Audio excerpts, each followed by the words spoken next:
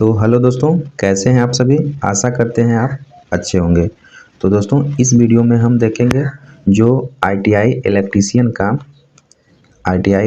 का foundation batch चल रहा है, जो कि आईटीआई फर्स्ट ईयर का जितना भी सिलेबस हम है डिस्कशन कराए हैं।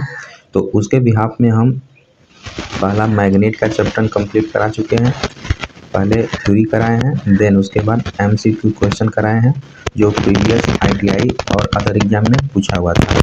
उसके बाद दूसरा जो पार्ट शुरू हो गए हैं, लेसन शुरू किए हैं, वह है हमारा एसी सर्किट यानी अल्टरनेटिंग करंट सर्किट एनालिसिस। तो इसमें हम पार्ट टू अपलोड कर दिए हैं वीडियो। आज का जो सेशन होने वाला है यह पार्ट 3 एसी सर्किट का पार्ट 3 होने वाला है। ठीक है, पार्ट 1, पार्ट 2 और आज है पार्ट 3। तो अगर आप पार्ट 1 पार्ट 2 नहीं देखे हैं तो हमारे इस वीडियो के डिस्क्रिप्शन में लिंक लगा देंगे, वहां से देख लीजिएगा। नहीं तो वीडियो सेक्शन में जाके चैनल पे जरूर देख लीजिएगा। ठीक है, तो स्टूडेंट आप लोग के लिए बहुत ही इंपॉर्टेंट है, खासकर जो भी आईटीआई इलेक्ट्रीशियन के स्टूडेंट है जो क्लास अटेंड नहीं कर पा रहे हैं, उनके लिए यह लेक्चर बहुत ही यूजफुल साबित होगा। तो घर से ही आप अपना थ्योरी कंप्लीट कर लीजिए, देन उसके बाद एमसी क्वेश्चन का प्रैक्टिस कर लीजिए, आपका थ्योरी बहुत ही सॉलिड हो जाएगा। तो चलिए फिर क्वेश्चन को स्टार्ट कर लेते हैं, थ्योरी को। तो देखिए, पार्ट 3 में है शुद्ध प्रतिरोध परिपथ। ठीक है, इससे पहले हम RMS value, peak value, average value ये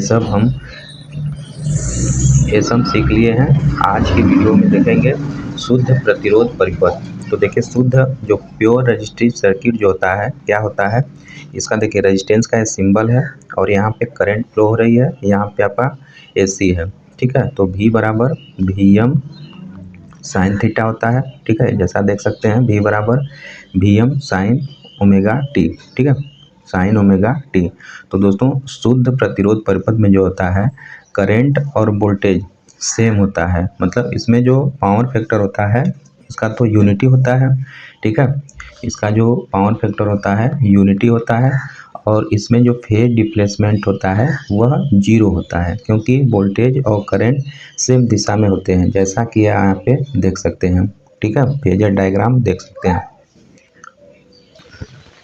तो दोस्तों, इसमें जो फेजर डायग्राम इसका बनेगा, सेम जहाँ से वोल्टेज निकलेगा सेम वहीं से करंट निकलेगा। ठीक है, जैसा कि आगे दिखाया गया है, देख सकते हैं। देखिए, यहाँ आपका है जैसे V बराबर VM साइन ओमेगा टी है, देन उसी पे आपका वही ओरिजिन से निकला है I बराबर IM साइन ओमेगा टी। ठीक है, तो यह मैक्सिमम वैल्यू होता है, ये इसका मैक्सिमम है, इसका मैक्सिमम है, मैक्सिमम वैल्यू है। और यहाँ π/2 होता है, यहाँ पाई होता है, यहाँ 3π/2 होता है और यहाँ आपका 360 होता है ना, 3π हो जाता है। तो इस तरह ये सब हम आवर्तकाल, टाइम पीरियड और ये सब डिस्कशन करा चुके हैं, मैक्सिमम वैल्यू, मिनिमम वैल्यू। तो प्रीवियस वाले लेक्चर जरूर देख लीजिएगा आप। तो देखिए, आई बराबर क्या होता है, आई बराबर होता है V/R। ठीक है, या V बराबर VM साइन ओमेगा टी। ठीक है, VM बराबर VM साइन ओमेगा टी बटे R हो जाएगा, या I बराबर IM साइन ओमेगा टी। ठीक है, शुद्ध प्रतिरोध परिपथ में वोल्टा तथा धारा के मध्य कलांतर, जो कला का अंतर है, शून्य होता है। ये BVI है, इसे आप याद कर लेंगे। जो शुद्ध प्रतिरोध होते हैं परिपथ में वोल्टा तथा धारा के मध्य जो कलांतर होता है, फेज डिफरेंस होता है, वह शून्य होता है ना, इसको याद रखेंगे। तो हम जानते हैं वास्तविक शक्ति क्या बताए थे पिछली कक्षा में, P बराबर VI cos फाई बताए थे। ठीक है, ये इसका जो मात्रक होता है वाट होता है। तो वास्तविक शक्ति P बराबर VI cos फाई और प्रतिक्रिया शक्ति यानी रिएक्टिव पावर क्या होता है, Q बराबर VI साइन फाई होता है, जैसा कि आप देख सकते हैं Q बराबर VI साइन फाई। तो दोस्तों, जब फाई बराबर 0 है तो कास 0 का मान रखेंगे तो 1 होता है। ठीक है, वहीं साइन फाई है तो फाई का मान अगर 0 रखते हैं तो साइन 0 बराबर 0 हो जाता है ना। तो इसलिए रिएक्टिव प्रतिक्रिया जो हो जाएगा Q बराबर 0 हो जाएगा। ठीक है, तो इसलिए आभासी शक्ति जो होता है, जो अपरेंट पावर यानी VI जो होता है P प्लस Q होता है, तो Q 0 हो जाएगा, ठीक है। इसलिए अपरेंट पावर S बराबर P हो जाएगा, है ना। तो नीचे आप देख सकते हैं जो आभासी शक्ति है अपरेंट पावर वास्तविक शक्ति के बराबर हो जाता है, किसमें, ये प्योर रजिस्टिव सर्किट में, ठीक है। रजिस्टिव सर्किट में जो आभासी शक्ति होता है वास्तविक शक्ति के बराबर होता है, तो इसको आप जरूर से याद रखेंगे, है ना। तो यह पॉइंट इम्पॉर्टेंट है, इसको याद रखिएगा। और आगे देख लेते हैं शुद्ध प्रतिरोधी परिपथ के गुण, है ना। शुद्ध प्रतिरोधी परिपथ के क्या क्या गुण होते हैं, properties of pure resistive circuit. तो एक शुद्ध प्रतिरोधी परिपथ में धारा तथा वोल्टेज सदैव समान फेज में रहता है, जैसा कि हम देखे हैं I और V समान फेज में रहता है, ठीक है। इसको नोट डाउन कर लीजिएगा। दूसरा है एक शुद्ध प्रतिरोधी परिपथ का शक्ति गुणांक इकाई होता है, ये बहुत ही VBI है दोस्तों, इसको आप जरूर अपने कॉपी में नोट डाउन कर लीजिएगा कि एक शुद्ध जो प्रतिरोधी परिपथ होता है उसका शक्ति गुणांक यानी पावर फैक्टर जो होता है यूनिटी होता है, इकाई होता है, ठीक है। तीसरा पॉइंट है एक शुद्ध प्रतिरोधी परिपथ में शक्ति खपत सक्रिय शक्ति के तुल्य होती है, ठीक है। यानी एक शुद्ध परिपथ में शक्ति खपत जो होती है वही अपरेंट पावर बराबर क्या होता है, ये एक्टिव पावर, ठीक है, उसके बराबर होती है। आगे है एक शुद्ध प्रतिरोधी परिपथ में किसी भी प्रकार की प्रतिकारी शक्ति नहीं होती। प्रतिकारी का मतलब कोई भी रिएक्टिव जो है पावर नहीं होता है इसमें, ठीक है। आगे है एक शुद्ध प्रतिरोधी परिपथ में शक्ति की आवृत्ति सप्लाई आवृत्ति की 2 गुनी होती है, ये इम्पॉर्टेंट है। जो एक शुद्ध प्रतिरोधी परिपथ होता है शक्ति की जो आवृत्ति होती है वह सप्लाई आवृत्ति की 2 गुनी होती है, इसे आप जरूर याद रखेंगे। आगे है यदि यह हमेशा आवेश के परिवर्तन की दर dQ/dt अर्थात धारा का विरोध करता है। तो जैसा कि हम जानते हैं जो प्रतिरोध होता है, प्रतिरोध हमेशा धारा का विरोध ही करता है, अर्थात धारा का मान अगर घटता है तो प्रतिरोध बढ़ता है, अगर धारा का मान बढ़ता है तो प्रतिरोध हमारा घट जाता है, ठीक है। तो इसलिए वह आवेश का धारा का हमेशा विरोध करता है, ठीक है दोस्तों। तो यह रेजिस्टेंस से आप प्योर रेजिस्टिव सर्किट से आप ये सब पॉइंट जरूर याद रखेंगे। आगे हम देख लेते हैं शुद्ध प्रेरकी परिपथ। आगे हमारा शुद्ध प्रेरकी परिपथ यानी प्योर इंडक्टिव सर्किट। तो दोस्तों प्योर इंडक्टिव सर्किट में क्या होता है, करंट हमारा 90 डिग्री लैग करता है ना। तो इंडक्टिव सर्किट में ऑलवेज जो है करंट 90 डिग्री लैग करता है, ठीक है। तो दोस्तों एक बात याद रखेंगे, जहाँ भी आपका शुद्ध प्रेरकी प्रतिघात है परिपथ है या इंडक्टिव लोड है तो वहाँ पे हमेशा जो करंट होता है वह 90 डिग्री लैग करता है वोल्टेज से, ठीक है, या फिर वोल्टेज लीड करता है 90 डिग्री करंट से, ठीक है। तो वहाँ पे इंडक्टिव सर्किट होता है। तो जैसा कि फेजर डायग्राम में देख सकते हैं वोल्टेज आगे है, एक करंट हमारा पीछे है, तो यहाँ पे फाई बराबर कितना हो जाएगा 90 डिग्री, थीटा का डिस्प्लेसमेंट है। इससे पहले रेजिस्टेंस का देखे हैं, प्योर रेजिस्टेंस सर्किट में एक ही फेज में था दोनों करंट और वोल्टेज, ठीक है। तो यहाँ पे देख सकते हैं यहाँ पे प्योर इंडक्टर लगा है, करंट है या वोल्टेज है, तो V बराबर Vm साइन ओमेगा टी। तो नीचे फेजर डायग्राम भी देख सकते हैं, ये देखिए पावर का ट्रेंगल है और ये अपना वोल्टेज का ट्रेंगल है और ये जो है करंट का ट्रेंगल है। तो यहाँ वोल्टेज जो है करंट से कितना है 90 डिग्री लीड कर रहा है वोल्टेज, ठीक है। या फिर इसको ऐसे भी बना सकते हैं, यहाँ पे जब हम वोल्टेज को बनाएंगे तो 90 डिग्री फिर यहाँ से हम करंट को बनाएंगे, यानी इन दोनों के बीच में 90 डिग्री का डिफरेंस रहेगा। तो ये हमारा वोल्टेज हो गया, ये हमारा करंट हो गया। तो यह 90 डिग्री पीछे है ना ये करंट, तो यह न दिखा के ये फिगर में यहाँ पे ऐसे दिखाया, तो इसको नीचे यहाँ पे 90 डिग्री जो है डिफरेंस दिखाया गया है, ठीक है।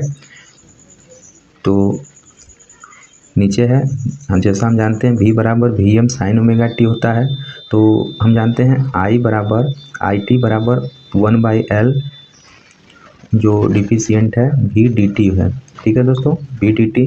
तो वी डी टी का मान जब रखेंगे तो V M sine omega T हो जाएगा 1/L डिफिशियंस V M sine omega T. जब इसके डिफिशियंस इसका करेंगे तो आई बराबर क्या हो जाएगा, तो साइन ओमेगा टी है तो इसका हो जाएगा माइनस कास ओमेगा टी बटे ओमेगा हो जाएगा। ठीक है, तो यहाँ पे देख सकते हैं माइनस वी एम कास यहाँ ओमेगा टी बटे ओमेगा होगा। तो ऑलरेडी पहले से एल है तो हम जानते हैं एक्स एल बराबर ओमेगा एल होता है। ठीक है, एक्स एल बराबर ओमेगा एल, तो यहाँ पे माइनस वी एम बटे एक्स एल हो जाएगा, कास ओमेगा टी हो जाएगा। ठीक है, या इसको हम लिख सकते हैं आई बराबर आई एम कास को sign omega T minus pi बटे 2, इतना हम लिख सकते हैं। ठीक है दोस्तों, तो इसको आप याद रखेंगे, मेन ए पॉइंट है, इसको आप याद रखेंगे और उसका जो फेजर डिफरेंस था उसको याद रखेंगे। नीचे ये बहुत ही वीवीआई लाइन है कि शुद्ध प्रेरक परिपथ में धारा वोल्टा से सदैव 90 डिग्री पीछे रहती है। पीछे का मतलब लैग करती है, लैगिंग होती है ना। तो इसको आप याद रखेंगे, शुद्ध प्रेरक परिपथ में धारा वोल्टा से सदैव 90 डिग्री पीछे रहती है। अतः शुद्ध प्रेरण परिपथ में शक्ति, तो पावर क्या हो जाएगा, P बराबर वी आई कॉस थीटा होता है। तो यहाँ थीटा बराबर 90 डिग्री है, तो 90 है तो थीटा जब 90 कॉस 90 का मान 0 होता है तो P बराबर 0 हो जाएगा, पावर 0 हो जाएगा। उसी तरह रिएक्टिव पावर क्या होगा, वी आई साइन फाई, तो थीटा का मान 90 है तो कॉस साइन 90 का मान 1 होता है, यानी Q बराबर वी आई हो जाएगा और S बराबर वी आई होता है। तो यानी इसमें क्या हो जाएगा, आपका जो अपरेंट पावर है वह रिएक्टिव पावर के बराबर हो जाएगा। ठीक है, और इसमें जो एक्टिव पावर है इसका मान 0 हो जाएगा। ठीक है दोस्तों,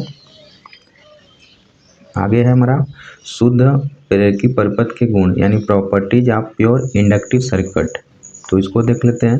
देखिए, शुद्ध प्रेरकी परिपथ का शक्ति गुणांक 0 पश्चगामी होता है। इसको बहुत इंपॉर्टेंट है, इसको जरूर आप याद रखेंगे कि शुद्ध प्रेरकी परिपथ का शक्ति गुणांक, ठीक है, पावर फैक्टर 0 पश्चगामी होता है। ठीक है, दूसरा है इसमें वोल्टा हमेशा धारा से 90 डिग्री आगे रहती है। ठीक है, जैसा कि हम बताएं इसमें जो वोल्टा होती है धारा से 90 डिग्री आगे रहती है, या करंट जो होता है वोल्टा से सदैव 90 डिग्री पीछे रहता है। ठीक है, तो आपसे दोनों क्वेश्चन घुमा के पूछ सकता है। तीसरा पॉइंट है परिपथ का प्रेरकी प्रतिघात एक्सएल का मान आवृत्ति के समानुपाती होता है। ठीक है, एक्सएल बराबर 2 पाई एफ एल होता है, तो एक्सएल जो है समानुपाती एफ होता है, इसलिए जो देख सकते हैं ओमेगा बराबर 2 पाई एफ होता है। ठीक है, तो एक्सएल बराबर 2 पाई एफ एल हो जाता है। अतः जो धारा का मान होता है आई बराबर वी बटे क्या हो जाएगा, एक्सएल हो जाएगा, या V by 2 pi F L हो जाएगा, 2 पाई एफ एल हो जाएगा। एक पूर्ण चक्र में औसत शक्ति P बराबर वी आई कास फाई का मान 0 होता है। ठीक है, कास 90 का मान देखे थे 0। शुद्ध प्रेरक परिपथ की शक्ति आवृत्ति सप्लाई आवृत्ति से 2 गुनी होती है। शुद्ध प्रेरक परिपथ की शक्ति आवृत्ति जो है सप्लाई आवृत्ति से 2 गुनी होती है। ठीक है, आगे है शुद्ध प्रेरक हमेशा धारा परिवर्तन का विरोध करता है। ये वीवीआई पॉइंट है, इसको आप याद रखेंगे कि शुद्ध प्रेरक हमेशा जो है धारा परिवर्तन का विरोध करता है। ठीक है, आगे देख लेते हैं। यह परिपथ दिष्ट धारा सप्लाई के लिए एक शॉर्ट सर्किट यानी लघु परिपथ की तरह कार्य करता है। इसको आप याद रखेंगे कि जो दिष्ट धारा परिपथ के लिए यह प्रेरण जो होता है एक लघु परिपथ की तरह कार्य करता है, शॉर्ट सर्किट की तरह कार्य करता है। आगे है यह परिपथ हमेशा प्रतिक्रियाशील शक्ति यानी Q बराबर वी आई साइन फाई यानी रिएक्टिव पावर का ही उपयोग करता है ना, अर्थात वास्तविक शक्ति का उपयोग नहीं करता, क्योंकि इसमें 0 हो जाता है तो यह केवल रिएक्टिव पावर का ही उपयोग करता है। ठीक है, ये रहा हमारा इंडक्टिव। अब आगे देख लेते हैं दोस्तों कैपेसिटिव परिपथ।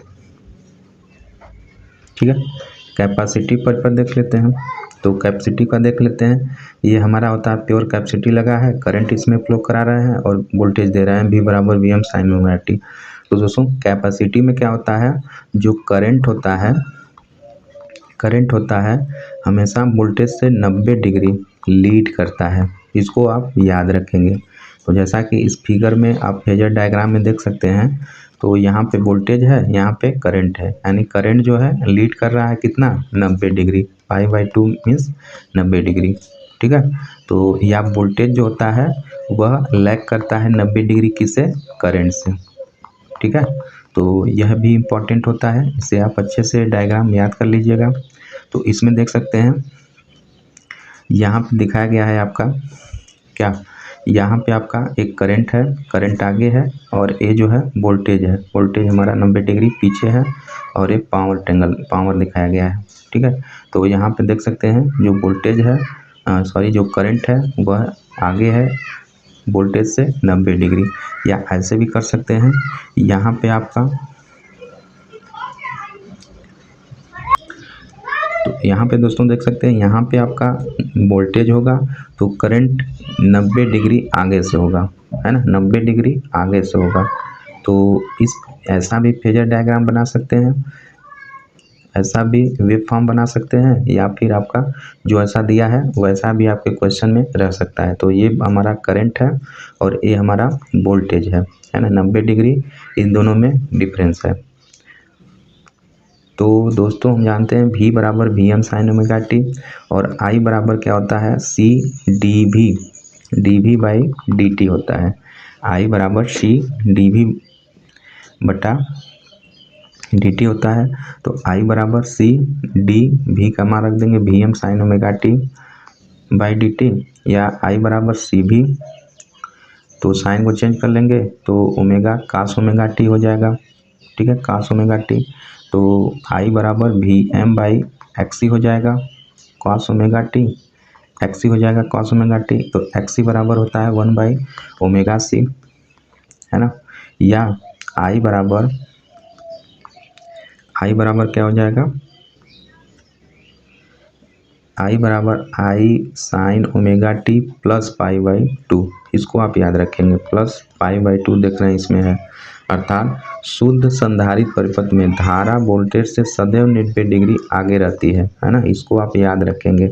शुद्ध संधारित्र परिपथ में जो धारा होती है वोल्टेज से सदैव 90 डिग्री आगे होती है, अतः शुद्ध संधारित्र परिपथ में शक्ति जो होता है वह 0 होता है। कैसे, कॉस 90 बराबर 0 होता है, और Q बराबर VI हो जाएगा, और P बराबर 0 हो जाएगा।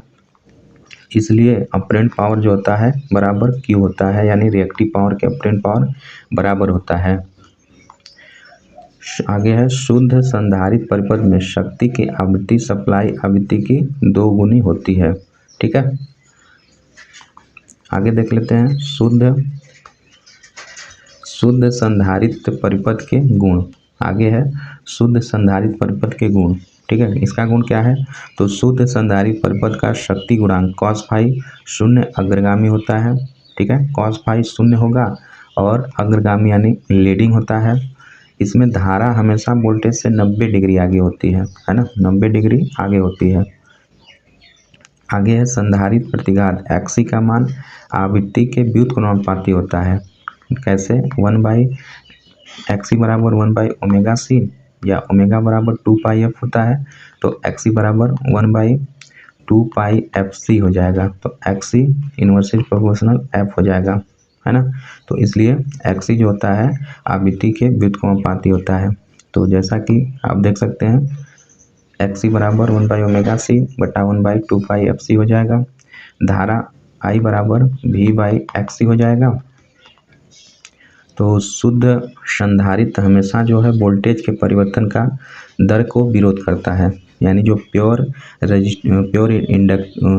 कैपेसिटिव होता है वह वोल्टेज के परिवर्तन dV/dt की दर का विरोध करता है, इसको आप याद रखेंगे। वह इंडक्टिव था तो करंट के परिवर्तन का विरोध कर रहा था, और यह जो है कैपेसिटिव में वोल्टेज के परिवर्तन का यह विरोध करता है। ठीक है, यह शुद्ध संधारित्र हमेशा DC सप्लाई के लिए खुला परिपथ की तरह कार्य करता है, इसको आप अच्छे से याद रखेंगे। जो शुद्ध संधारित्र होता है हमेशा DC सप्लाई के लिए खुला परिपथ की तरह कार्य करता है, क्योंकि DC सप्लाई की आवृत्ति 0 होती है। ठीक है दोस्तों, और जो वहीं पे इंडक्टर था तो डीसी सप्लाई में इंडक्टर को देने के पर वह लघु पतित हो जा रहा था, शॉर्ट हो जा रहा था, ठीक है, जबकि इंडक्टिव कैपेसिटिव में यह खुला हो जाता है। आगे है, यह हमेशा प्रतिक्रियाशील शक्ति Q बराबर VI sin फाई का ही उपयोग करता है, इसको आप याद रखेंगे। ठीक है दोस्तों, आगे देख लेते हैं RL श्रेणी परिपथ। ठीक है, तो दोस्तों जो प्रतिरोध तथा प्रेरकत्व युक्ति परिपथ को RL परिपथ कहते हैं, इसमें क्या रहेगा, रेजिस्टेंस रहेगा और इंडक्टर रहेगा, है ना, दोनों रहेंगे। RL परिपथ में धारा बोल्टा फाई कोण से पश्चगामी लैगिंग होता है। ठीक है, लैगिंग होता है। RL जो है परिपथ होता है वह लैगिंग होता है तथा फाई का मान मुख्यतः प्रतिरोध तथा प्रेरक के मान पर निर्भर करता है। ठीक है, यह ट्रिंगल दिखाया गया है दोस्तों। जैसे कि R है तो R में क्या होता है, वोल्टेज और करंट सेम फेज में होते हैं, और L में जो होता है वोल्टेज 90 डिग्री करंट से क्या करता है, लीड करता है। तो VR हो जाएगा, यहाँ V हमारा L हो जाएगा, तो इसको सम करेंगे तो यहाँ V हो जाएगा।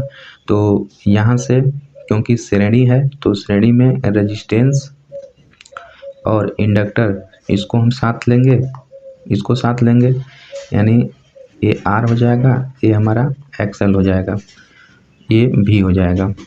ठीक है, तो श्रेणी में क्या होता है, वोल्टेज हमारा अलग अलग होता है। ठीक है, तो या V बराबर V स्क्वायर बराबर VR square plus VL square हो जाएगा, है ना, ऐसे कर सकते हैं। तो यहाँ पे V बराबर क्या होता है IR, तो इन दोनों का स्क्वायर हो जाएगा, और यहाँ पे VR का क्या हो जाएगा, IR का A स्क्वायर हो जाएगा, और IXL का स्क्वायर हो जाएगा। तो दोस्तों यहाँ से जब इसको खोलेंगे तो IR बराबर ये जाकर रूट चढ़ जाएगा इन दोनों पे, अब यहाँ से I निकल जाएगा, तो I से कैंसिल आउट हो जाएगा। तो फाइनली हमारे पास क्या बचेगा, R बराबर root R square plus XL square. ठीक है, R बराबर हो जाएगा। तो नीचे आप देख सकते हैं, देखिए यहाँ पे इसको हम V स्क्वायर बराबर VR square plus VL square कर सकते हैं, या V बराबर root VR square plus VL square कर सकते हैं। तो V बराबर IR होता है DC में, जब AC में करेंगे तो IZ हो जाएगा R की जगह। ठीक है, तो देख सकते हैं V की जगह IZ हो गया, और VR की जगह IR स्क्वायर, और VL के बराबर IXL का स्क्वायर। ठीक है, तो यहाँ से जब हम इसको I से कैंसिल कर लेंगे, जैसे IZ बराबर जब इसमें I हम निकाल लेंगे तो R स्क्वायर हो जाएगा और XL स्क्वायर हो जाएगा। ठीक है, तो I को बाहर निकालेंगे तो I हो जाएगा, I से कैंसिल हो जाएगा, तो वहीं Z बराबर root R square plus XL का स्क्वायर हो जाएगा। ठीक है, ये इम्पॉर्टेंट है, इस पर आपको न्यूमेरिकल पूछ लेता है, तो इसे आप ध्यान रखेंगे, याद रखेंगे। ठीक है, धारा का मान I बराबर V/Z होता है, या V बटे Z का मान रख देंगे R square plus root R square plus XL का स्क्वायर। तो पावर फैक्टर जो शक्ति गुणांक होता है दोस्तों, cos फाई जो होता है R/Z होता है। ठीक है, तो मान रखेंगे तो R बटा क्या हो जाएगा, under root R square plus XL का स्क्वायर। तो वास्तविक शक्ति P बराबर VI cos फाई, आभासी शक्ति S बराबर P/JQ हो जाएगा। ठीक है ना, तो ये सब फार्मूला आप याद रखेंगे। देखिए ये बहुत इंपॉर्टेंट फार्मूला है, इस पे आपको न्यूमेरिकल पूछता है, उसके बाद धारा का मान पूछ लेता है इससे, फिर पावर फैक्टर का मान पूछ लेता है। तो ये सब तीनों फार्मूला आप जरूर याद रखेंगे। आगे है RC परिपथ। तो RC परिपथ में दोस्तों जो प्रतिरोध तथा संधारित्र युक्ति परिपथ को RC परिपथ कहते हैं।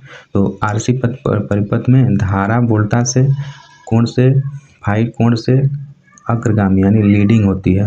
ठीक है, RC परिपथ में जो धारा होती है वोल्टा फाई से लीडिंग होती है। ठीक है ना, 90 डिग्री, तथा फाई का मान मुख्यतः प्रतिरोध तथा संधारित्र पर निर्भर करता है। तो आप इसमें देख सकते हैं डायग्राम में, यहाँ पे श्रेणी में वी आर है और यहाँ पे कैपेसिटिव है वी सी है। ठीक है, तो बस जैसे हम इंडक्टर में लगाए थे सेम उसी प्रकार लगा देंगे। तो वी बराबर क्या हो जाएगा, root R square plus XC का स्क्वायर हो जाएगा। ठीक है ना, क्योंकि इसमें करंट हमारी लीड करती है।